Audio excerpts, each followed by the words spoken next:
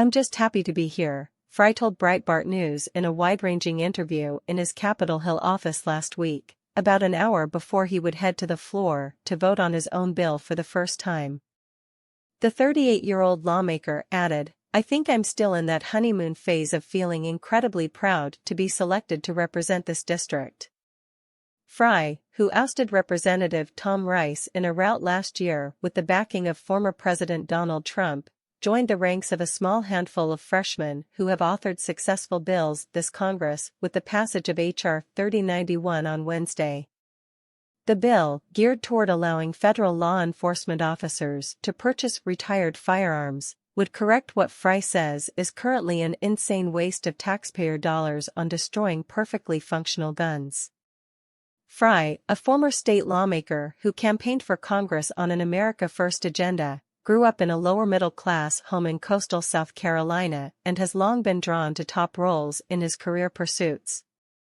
The conservative Southerner was president of the Student Bar Association at Charleston School of Law before becoming chief majority whip in the State House and freshman class president in Congress. Fry was elected to the little-known lattermost role, which first-term House members have voted on since the 1940s, and sees it as a means for his freshman colleagues to be brought up to speed fast on the intricacies of the House. How quickly can we race up that learning curve to be effective? The Republican conference needs us to be effective, the country needs us to be effective, Fry said.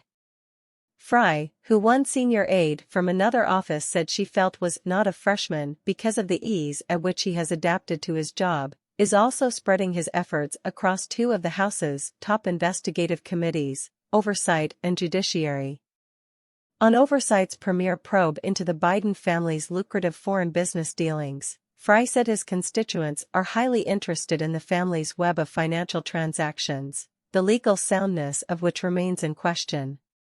"Look, I think it's very concerning at the end of the day that you have a member of a president's family, Hunter Biden, who ostensibly doesn't have any marketable skill except his access to power, and so when these finances are uncovered and we see things in the bank records that raise pretty dramatic suspicion, I think the American people are right to ask the question, well, what is this for?"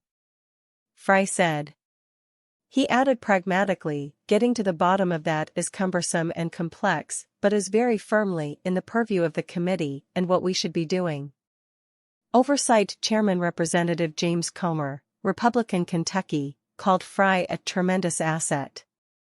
Fry continues to go to bat for the American people to root out waste, fraud, and abuse in the federal government, Comer said in a statement, adding that the South Carolina Republican is focused on advancing results for his constituents and is getting results. On judiciary, Fry's busy workload has materialized into legislation. Through that panel, he drafted his successful pro-law enforcement bill as well as a key bill aimed at Manhattan District Attorney Alvin Bragg's prosecution of Trump. The No More Political Prosecutions Act marked the first legislative response that Republicans have had to Bragg's grand jury indictment of Trump, which the GOP has widely condemned as a political attack rather than a sincere enforcement of the law. The committee is also leading immigration and border security legislation and appears poised to consider impeachment articles against Department of Homeland Security Secretary Alejandro Mayorkas. "I think it's time that we start getting serious about pressure that we can levy on him and that department because at the end of the day, the American people are suffering because of his failed leadership," Fry said of Mayorkas. "So, for me, all options are on the table." Like Comer, Judiciary Chairman Representative Jim Jordan, ROH, spoke highly of Fry. "He comes prepared and I just like him," Jordan said. Fry is also part of the Trump campaign's 2024 leadership team in the Palmetto State, despite his state ties to two prominent Trump challengers. He served in the South Carolina House when Nikki Haley was governor and maintains a good relationship with Senator Tim Scott. "They like to compare socks," Fry says, but Fry nevertheless remains behind the out-of-state former president who boosted him as he sought to unseat Rice in the 2022 primary. Rice's career-defining vote to impeach Trump over the January 6 riot is what prompted Fry to initially jump in the race, he said.